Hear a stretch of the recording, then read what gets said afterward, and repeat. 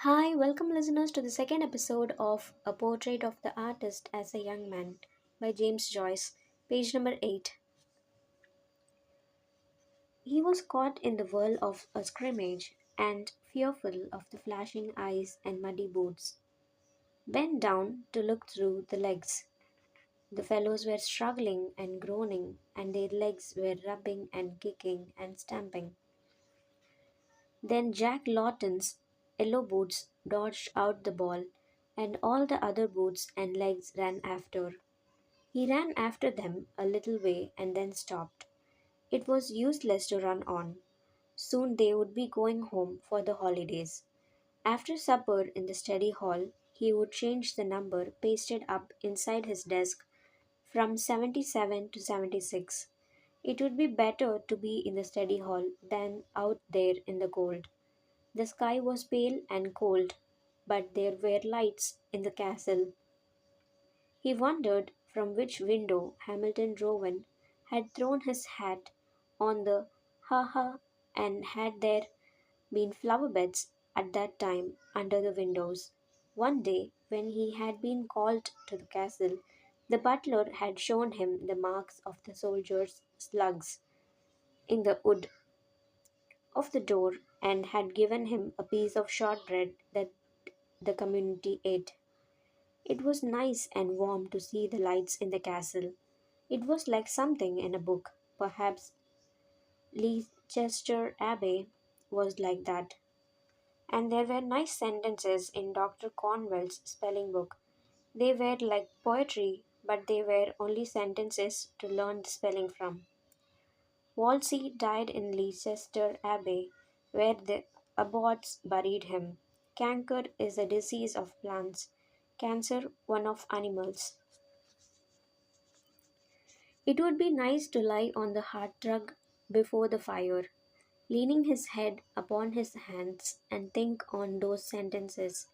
He shivered as if he had cold, slimy water next his skin. That was mean of Wells to shoulder him into the square ditch because he would not swap his little snuff box for Wells' seasoned hacking chestnut, the conqueror of 40. How cold and slimy the water had been. A fellow had once seen a big rat jump into the scum. Mother was sitting at the fire with Dante, waiting for Brigid to bring in the tea. She had her feet on the fender, and her jelly slippers were so hot, and they had such a lovely warm smell. Dante knew a lot of things.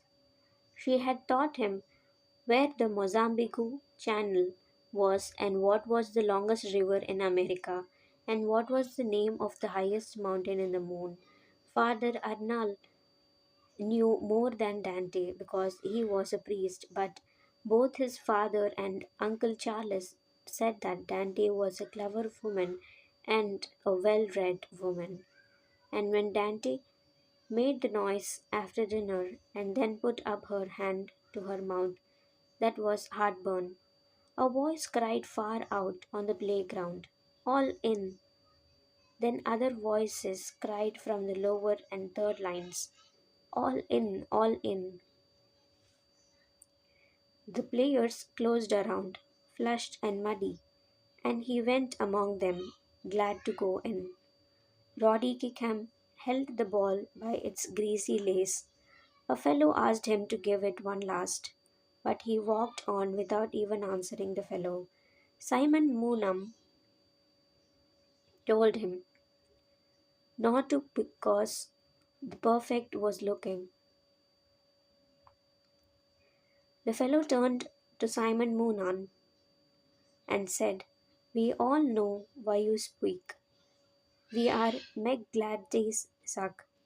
Suck as keyword word." The fellow called Simon Moonan that name because Simon Moonan used to tie the prefect's false sleeves behind his back, and the prefect used to let on to be angry. But the sign was ugly.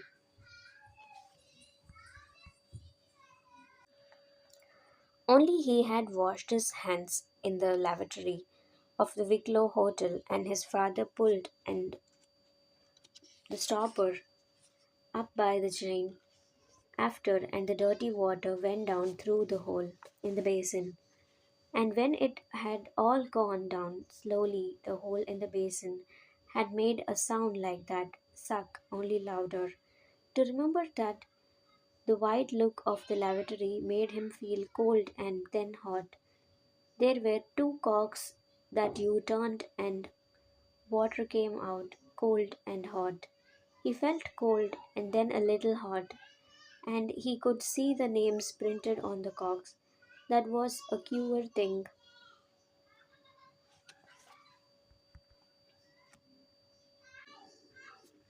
And the air in the corridor chilled him too. It was queer and reddish, but soon the gas would be lit, and in burning it made a light noise like a little song, always the same. And when the fellows stopped talking in the playroom, you could hear it.